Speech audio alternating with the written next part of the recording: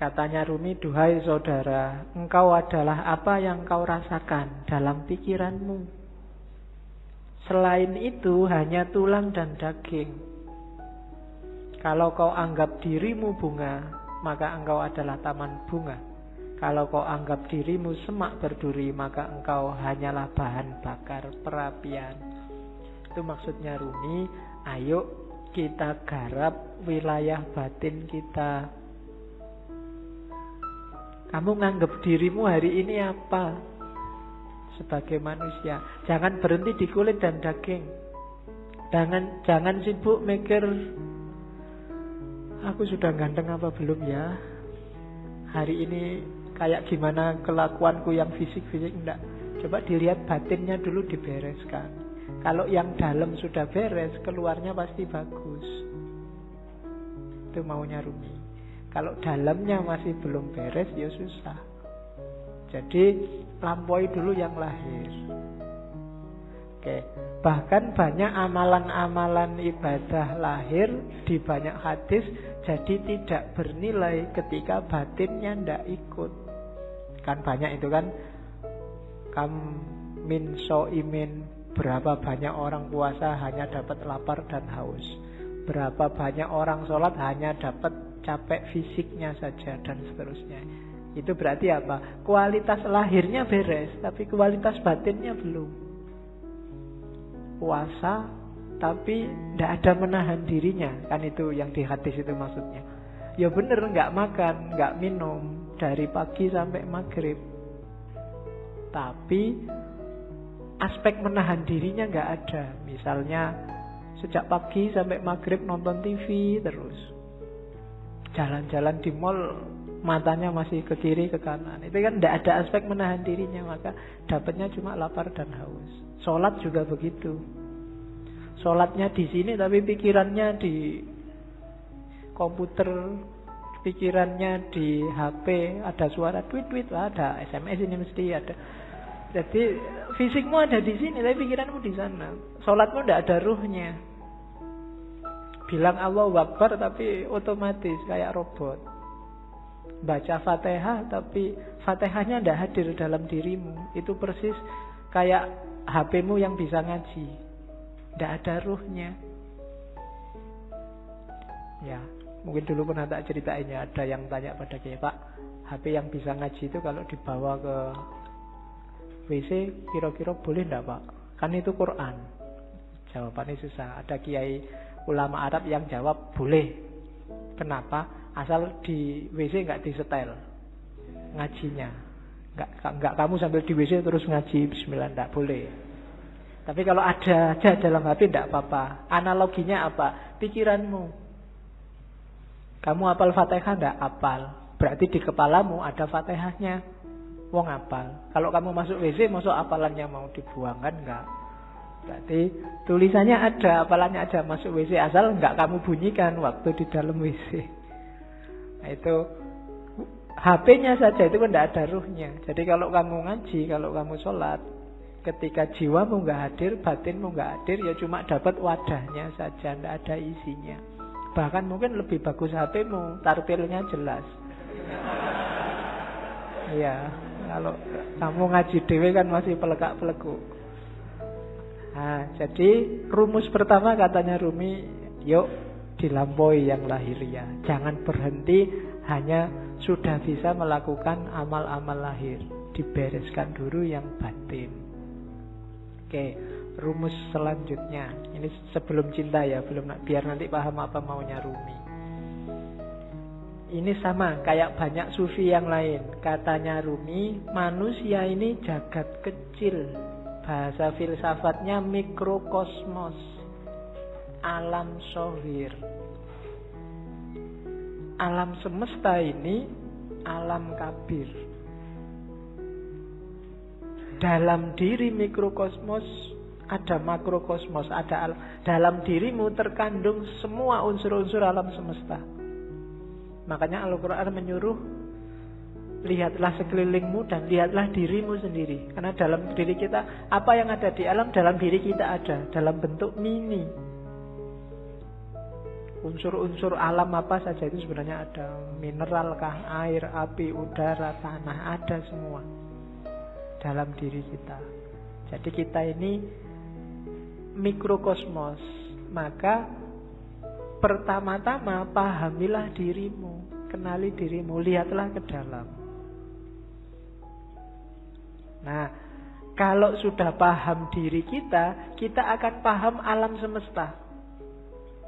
Karena dalam diri kita ada seluruh alam semesta. Kalau kita sudah paham alam semesta, kita akan paham Allah. Karena alam semesta ini manifestasi dari sifat-sifat Allah semuanya.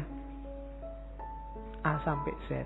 Makanya ada hadis yang bilang man arofa nafsahu faqad arofa rabbahu. Barang siapa kenal dirinya, dia akan kenal Tuhannya. Rumusnya apa? Dalam diri kita ada alam semesta, makrokosmos. Makanya kita disebut mikrokosmos.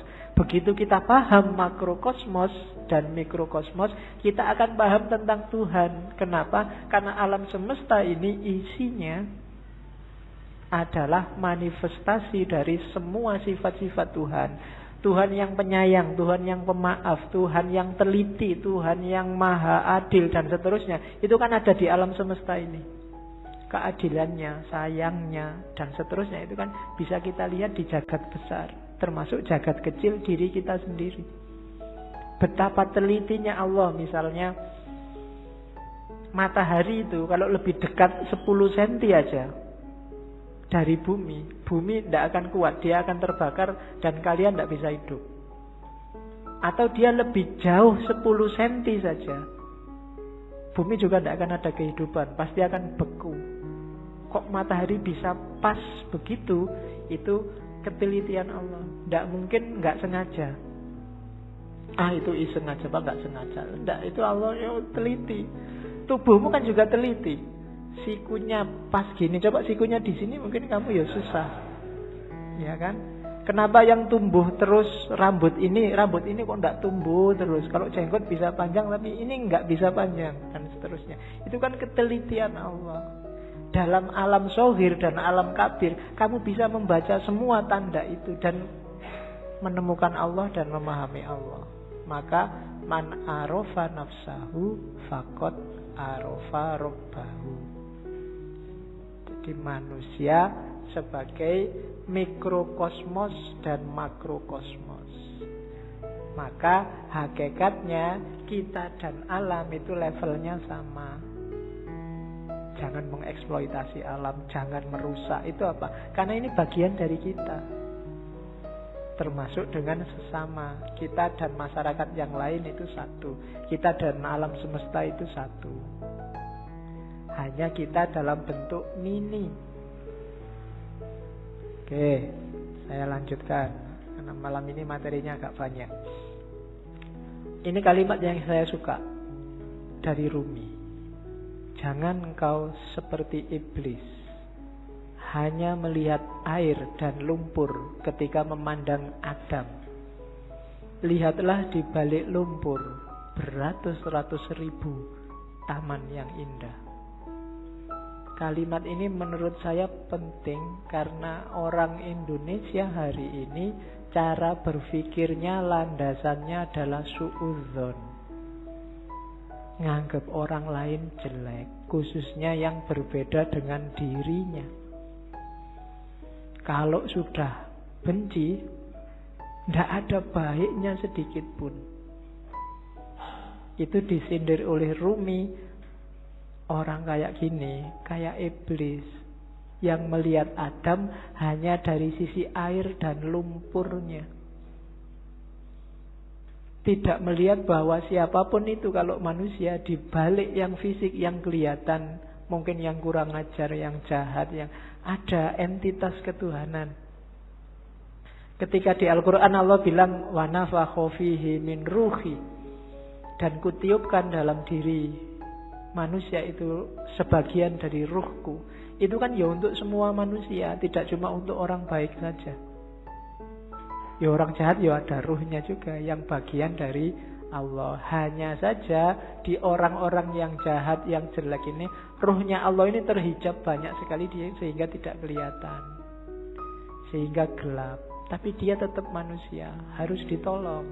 Tidak kayak iblis, dilihat jeleknya saja pokoknya. Nah, yang melihat jeleknya saja itu hanya melihat air dan lumpurnya Adam. Padahal Adam itu punya ribuan, ratusan ribu taman yang indah. Manusia itu indah. Kehidupan manusia juga indah. Ya kita sendiri yang sok-sok merusak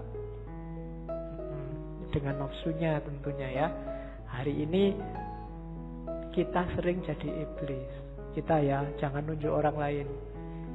Biasanya nek wis benci kan terus gak ono apike belas. Sejahat apapun orang, pasti ada sisi-sisi tertentu dalam hidupnya yang masih baik.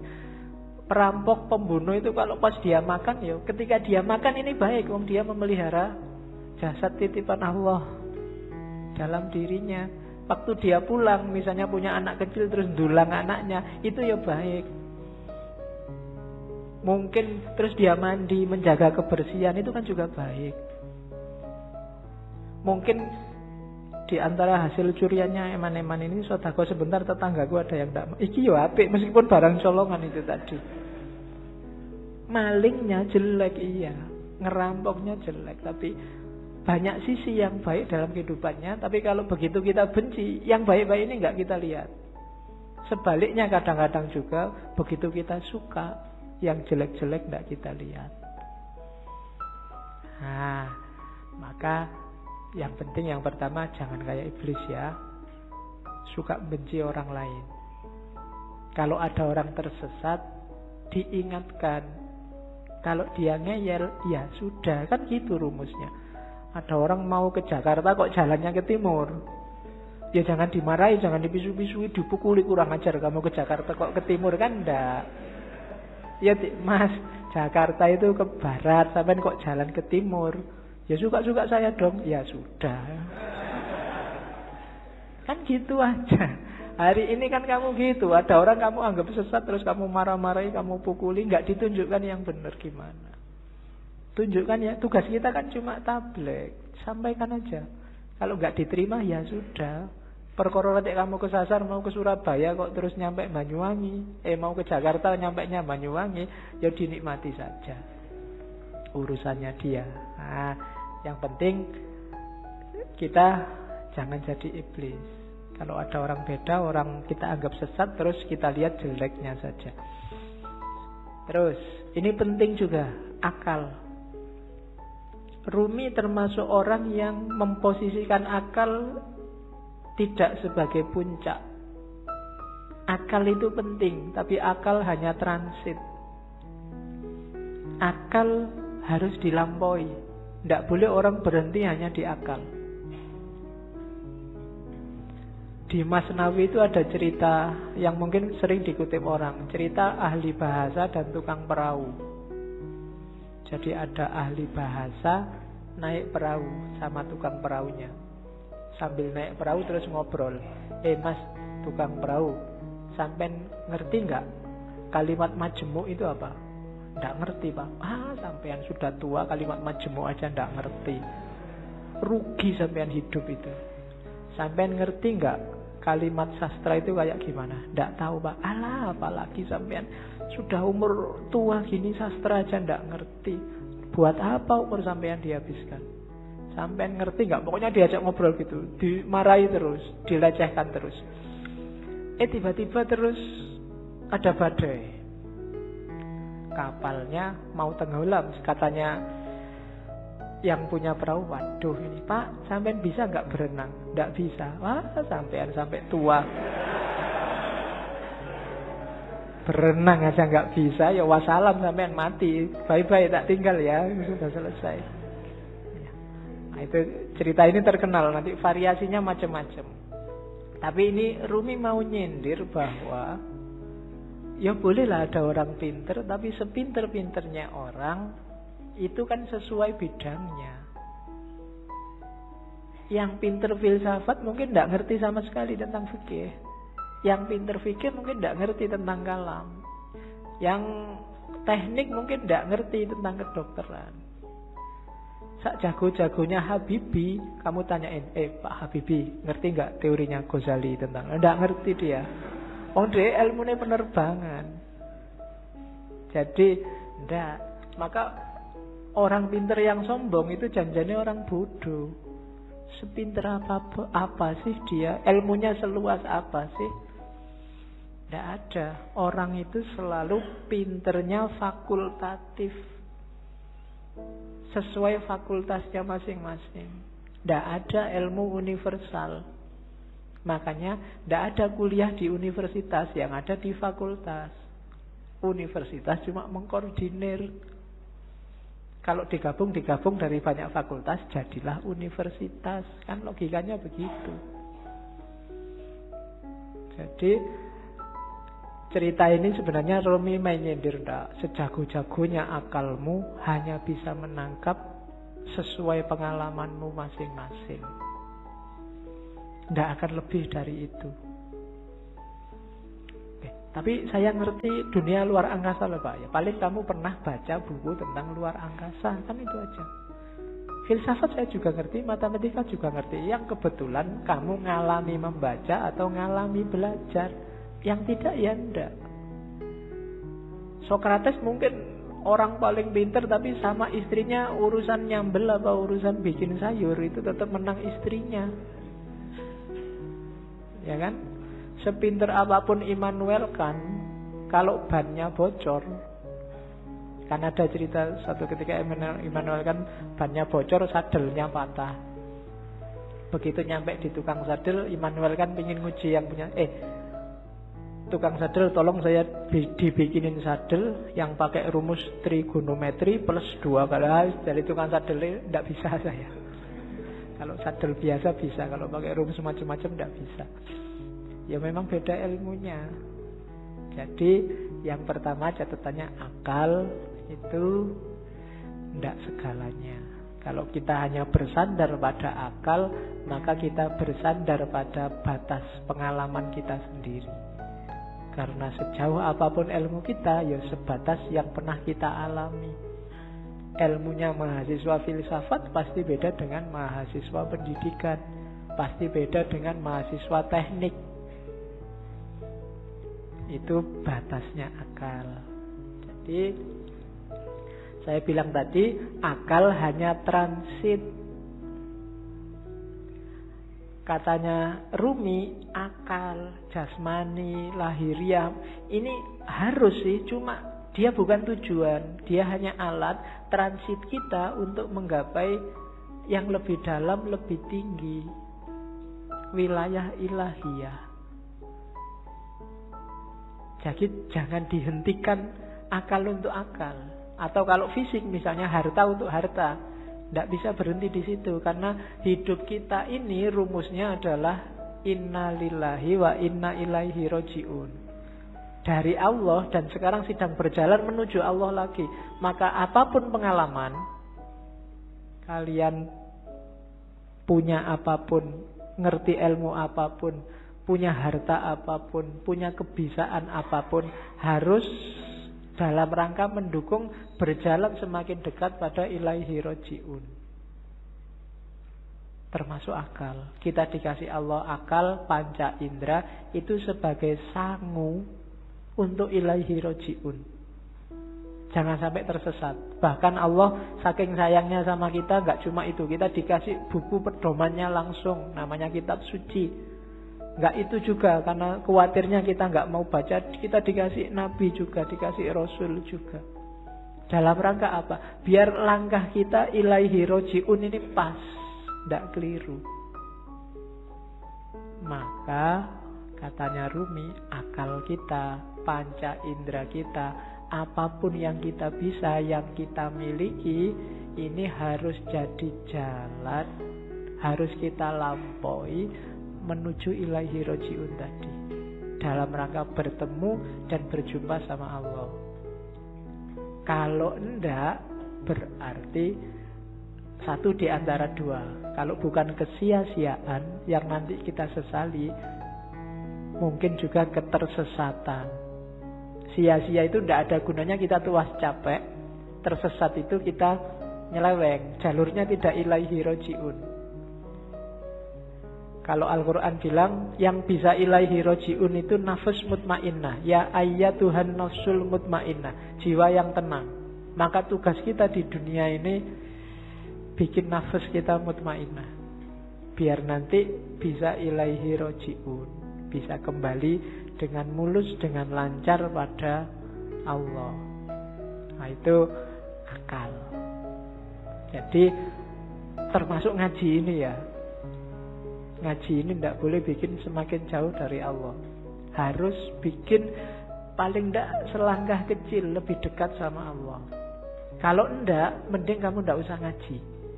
Kalau ada ya Pak, saya tuh ngaji filsafat terus jadi nggak yakin Allah itu ada apa enggak. Terus kamu tidak usah ngaji lah kalau gitu. Kok waktu ditanyain Allah besok kamu nunjuk aku. Ah itu yang ngajari Pak, nanti gitu aku susah aku. Enggak, pokoknya apapun harus bikin kamu selangkah lebih dekat. Kuliah juga begitu. Kamu kuliah juga target sementaranya sih untuk penyemangat itu kan ya IP lah, pekerjaan lah, tapi harusnya kuliahmu bikin kamu semakin dekat sama Allah. Makan juga begitu, tidur juga begitu, pacaran juga. Ya jadi kalau punya pacar, bilang ke pacarmu, kita komitmen ya, kita pacarannya semakin mendekat ke Allah. Ya diatur sendiri rumusnya, kamu yang ngerti. Ya, kalau mau pegangan tangan, Bismillahirrahmanirrahim.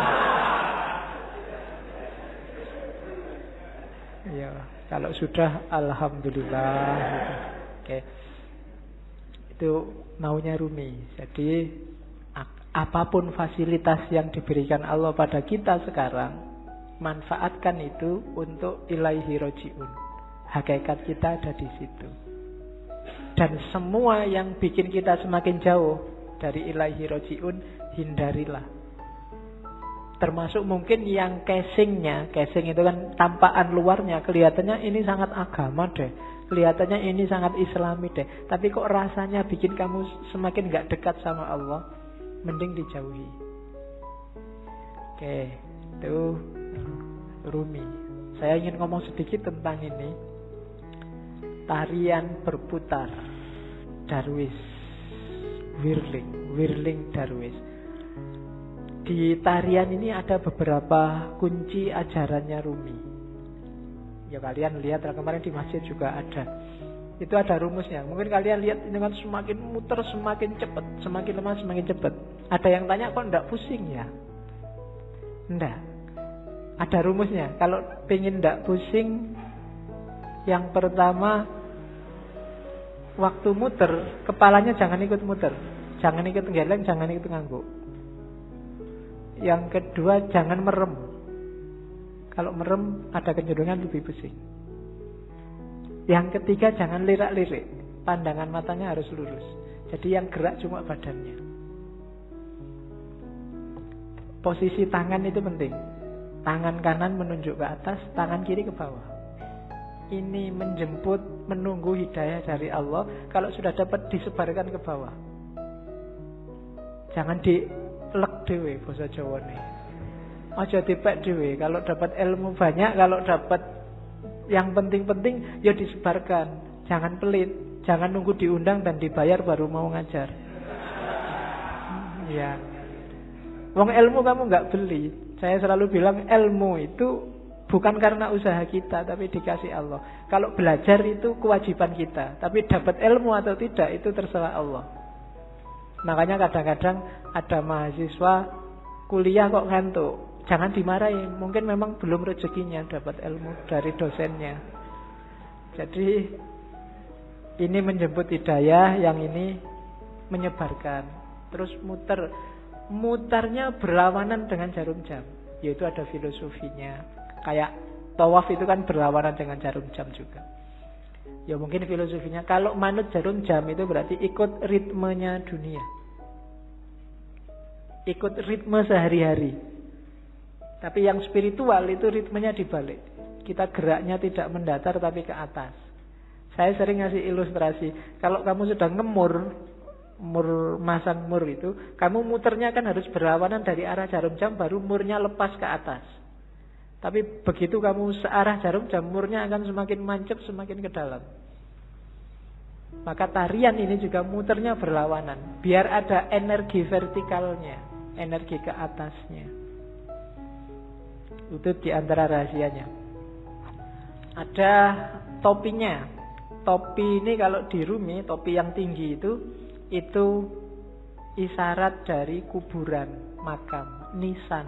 Maksudnya apa? Kuburan dari ego, kuburan dari nafsu, hasrat duniawi. Itu kan topi yang tidak keren sama sekali. Karena memang simbol dari nisan, simbol dari kuburan. Kamu jalan-jalan di mall pakai itu mesti dilihat banyak orang. Tidak keren. Karena memang simbolnya bukan simbol untuk keren-kerenan. Dia simbol dari ego. Terus baju putih itu ya ego yang sudah kamu kubur dalam dirimu, sekarang kasihlah yang putih, ditutupi oleh cahaya amal baik, kesucian. Nanti kalau pertunjukan biasanya ada fase ketika yang di tengah pakai jubah hitam, jubah hitamnya dibuang. Nah, itu berarti membuang semua yang hitam-hitam, yang jelek-jelek, untuk lahir sendiri jadi putih. Terus nanti ada gerakan kayak orang kedinginan itu. Nah, ini gerakan menyatu, angka 1, tauhid, dan seterusnya. Itu wawasan kecil aja. Jadi kamu jangan heran kalau ada jenis tari semacam itu. Itu ada makna spiritualnya. Nari saja tanpa makna ya eman-eman. Yang lihat tari juga harusnya bisa ngambil makna. Kalau dalam sufi, jenis semacam ini namanya sama. Sama itu seni mendengarkan. Dengan mendengarkan terus kamu tergerak mengalami kedekatan sama Tuhan. Kan kadang-kadang ada orang yang kalau wiritan sendiri dia susah dekat sama Allah, susah tergetar hatinya. Tapi begitu mendengarkan orang ngaji, mendengarkan lagu-lagu spiritual, itu batinmu tergetar. Dengerin lagu religius itu kamu kadang-kadang kan bisa nangis, apalagi pas duit entek. Kok sedih ya aku, kapan ini kan gitu. Nah, itu. Tapi kalau wiritan sendiri enggak, kan ada yang gitu. Maka teknik mendekat ke Allah itu sufi macam-macam. Kalau di torekotnya Rumi ini pakai tarian sama namanya. Kan ada musiknya nanti kan, dan musik itu yang bikin ekstase lebih cepat. Oke, itu Whirling Dervish namanya. Teori tentang Darwis yang berputar. Saya sudah mau masuk ke cinta, cuma puisi ini menarik saya untuk bekal teman-teman. Bagus untuk tidak kemerungsung. Banyak orang hari ini ketika kamu belajar ajarannya sufi, terus waduh berarti harus jadi sufi ini. Terus kamu besok wiritan terus, puasa terus 2 hari, tapi habis itu hari ketiga lagi, kumat lagi, terus lagi. Enggak. Katanya Rumi enggak begitu caranya, pelan-pelan, step by step. Jika engkau belum punya ilmu, hanya prasangka, ya milikilah prasangka yang baik tentang Tuhan. Begitulah caranya, katanya Rumi. Jika engkau hanya mampu merangkak, maka merangkaklah kepadanya. Gak usah nunggu pinter tasawuf, pinter ilmu kalam, pinter fikih baru mendekati Allah. Bisanya apa? Ya dengan itu kamu mendekat ke Allah. Jika engkau belum mampu berdoa dengan khusyuk, tetaplah persembahkan doamu yang kering, munafik, tanpa keyakinan itu. Karena Tuhan dengan rahmatnya akan tetap menerima mata uang palsumu.